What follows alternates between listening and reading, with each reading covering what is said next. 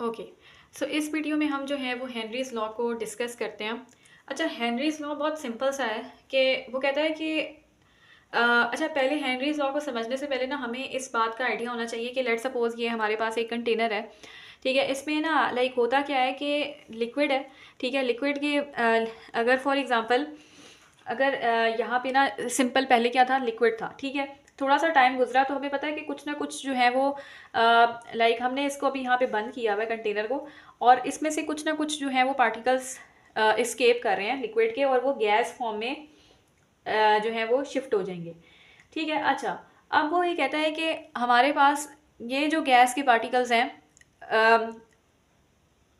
पहले कहाँ पे थे, लिक्विड में थे। अब जो है वो जो है वो हमारे पास इवापोरेशन का प्रोसेस होता है जनरली। आप किसी भी टेम्परेचर पे हो तो वो इवन आप कहीं भी पानी अगर आप देखो सड़क पर भी, अगर रोड पर भी पानी है तो वो जो है वो तो कुछ देर बाद वहाँ पे नहीं रहता, इवापोरेट हो जाता है। तो सेम इज़ द केस कि कोई ना कोई टेम्परेचर होगा, लिक्विड है, और ऐसा नहीं है कि वो लिक्विड लिक्विड फॉर्म में ही रहेगा। कुछ टाइम बाद जो है उस कुछ लिक्विड जो है वो गैस के अंदर कन्वर्ट हो जाएगा। अब ये जो गैस है, ये आपको नज़र आ रहा है गैस के पार्टिकल्स, ये गैस के पार्टिकल्स का कुछ ना कुछ प्रेशर होगा। ठीक है, ये जो प्रेशर है ना, ये यहाँ पर लिक्विड के ऊपर कुछ ना कुछ जो है वो प्रेशर लगाएगा। ठीक है, ये जो गैस का प्रेशर है ऑन द लिक्विड सरफेस, ठीक है, ऑन दिस लिक्विड सरफेस जो गैस का प्रेशर है इसको हम क्या कहते हैं, वेपर प्रेशर। ठीक है, कहने का मकसद ये है, अब वो हेनरीज लॉ हमें क्या कहता है, हेनरीज लॉ हमें ये कहता है कि जितना हमारे पास ये जो गैस का प्रेशर है above the surface of the liquid, जितना ज़्यादा प्रेशर होगा उतना ही हमारे पास ये गैस इस लिक्विड के अंदर जो है वो डिज़ोल्व हो सकती है। ठीक है, तो हम ये क्या, या फिर हम इसको ये भी कह सकते हैं कि जितनी हमारे पास जो है वो लिक्विड के अंदर गैस डिज़ोल्व होगी उतना ही हमारे पास जो है वो गैस का, जब वो गैस फॉर्म में जाएगी तो वो अपना प्रेशर जो है वो एग्जर्ट करेगी on the surface of the liquid. ठीक है, दोनों तरफ से बात सही हो सकती है। मैंने क्या कहा, मैंने ये कहा कि जितना हमारे पास यानी कि अब हम हेनरीज लॉ को डिस्कस करते हैं, हेनरीज लॉ पढ़ लेते हैं फिर इसको हम जो है वो देखते हैं।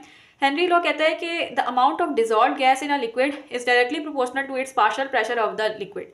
जितना हमारे पास जो है वो पार्शियल प्रेशर है लिक्विड पे जो है वो गैस का पार्शियल प्रेशर लग रहा है, उतनी ही हमारे पास जो है वो गैस जो है वो डिजोल्व होगी। ठीक है, अमाउंट ऑफ गैस उतनी ही डिजोल्व होगी। अब ये मैंने एक्स, हमें पता है ना एक्स क्या होता है, मोल फ्रैक्शन होता है, यानी अमाउंट ऑफ गैस। ठीक है, तो कहने का मकसद है कि एक कॉमन सेंस की बात है कि हमारे पास जितना ये गैस इस अपने लिक्विड के ऊपर प्रेशर एग्जर्ट करेगी उतना ही ये जो है वो एबल होगी, इस काबिल होगी कि वो लिक्विड के अंदर डिजोल्व हो जाए।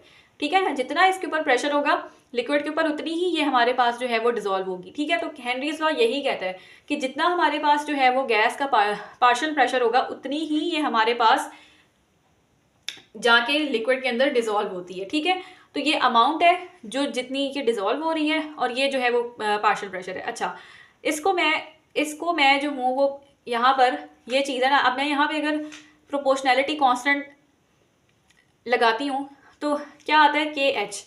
ये के एच क्या है, के एच जो है वो हेनरीज कांस्टेंट है। ठीक है, प्रोपोर्शनैलिटी का जब साइन हटाना है तो मैंने किसी कांस्टेंट को लगाना है ना, तो वो कांस्टेंट क्या कहलाएगा, हेनरीज कांस्टेंट। ठीक है, तो इक्वेशन हमारे पास क्या बनती है, partial pressure is equal to Henry's constant equal into x. ठीक है, अगर ये बात नहीं समझ आई तो you can ask me in the WhatsApp as well. फिर अब ना इसको हम इस तरह से भी लिख सकते हैं कि अगर हम मोल फ्रैक्शन नहीं लेते, हम सिंपल जो है वो मोलर कंसंट्रेशन ही ले लेते हैं।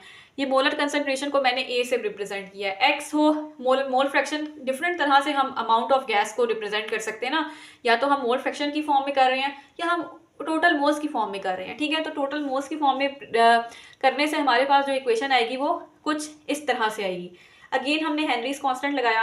अच्छा, ए को अगर मैं इधर ले जाती हूँ तो हेनरीज कांस्टेंट यहाँ रह जाता है, तो इक्वेशन ये बन जाती है। अब हमारे पास दो गैसेज हैं, एक ए गैस है एक बी गैस है, दोनों का हमारे पास हेनरीज कांस्टेंट तो सेम रहेगा। तो can I equate this, can I equate like this, obviously I can. ठीक है, तो एक इक्वेशन हमारे पास ये भी आती है, और हम इसी इक्वेशन को हम आगे चल के देखेंगे, न्यूमेरिकल में हम जो है वो अप्लाई करेंगे। ठीक हो गया। अच्छा, अब हम न्यूमेरिकल सॉल्व करते हैं। What is our numerical. अच्छा जी, न्यूमेरिकल हमें क्या कहता है, if 4.4 into 10 raised to the power minus 4 moles of a gas are dissolved in 2 liter of solution under an ambient pressure of 2 atm, what will be the molar concentration of the gas under 10 atm। तो उसने हमें जो है वो पहले उसने क्या दी हुई हमें हमें जो है वो P1 दिया हुआ है 2 atm, P2 निकालने को कहा है उसने, ठीक है। सॉरी P2 तो हमें P2 भी गिवन है और उसने हमें मोलर A2 निकालने को कहा है, ठीक है। मोलर कंसंट्रेशन हमें A2 निकालने को कहा है और A1 उसने हमें क्या दी हुई है। अच्छा A1 हम कैसे निकालेंगे, A1 हम उसने कहा है कि 4 into 10 raised to the power -4 moles जो है वो डिजोल्व हैं किसके अंदर, 2 लीटर के अंदर, ठीक है। तो A1 इस तरह से हमारे पास निकलेगी कुछ ऐसे 2 into 10 raised to the power -4। तो ये हमारे पास क्या आ गई A1। ओके नाउ अब हमने जो है वो A2 निकालना है। अच्छा हमारे पास फॉर्मूला क्या था, फॉर्मूला था A1, ठीक है, P2 और A2। हमने क्या निकालना है, हमने A2 निकालना है। हम जो है वो इस को अपसाइड डाउन कर देते हैं तो बात एक ही रहेगी। मैंने ये चीज़ भी ऊपर ले आई तो मैं ये वाली चीज़ भी ऊपर लेकर आ सकती हूँ कि नहीं ला सकती, ठीक है। अच्छा अब मैंने A2 निकालना था तो मैं सारी चीज़ें जो मेरी नॉन है उसको दूसरी साइड ऑफ इक्वेशन पे ले जाते हैं, ठीक है जी। तो ये इक्वेशन कुछ इस तरह से बन जाएगी। हम वैल्यूज पुट करते हैं, A1 की जगह P1 की जगह क्या है 2 atm और P2 की जगह भी है 10 atm, ऐसा ही है। अच्छा अब ये 2 से कैंसिल आउट हो जाएगा। अब ये क्या है, ये अगर मैं कहूँ तो इसके ऊपर 10 रेज़ टू दी पावर -5, इसके 4 है ना, इसके ऊपर क्या पावर है 1 की, +1 की पावर है, ठीक है। तो -4 + 1 किसके इक्वल होगा -3। तो मेरा आंसर क्या आ जाएगा -3, ठीक है। यहाँ तक अगर कोई प्रॉब्लम हो तो आपने मुझे ज़रूर बताना है, ठीक है। ओके जी, अल्लाह हाफिज़।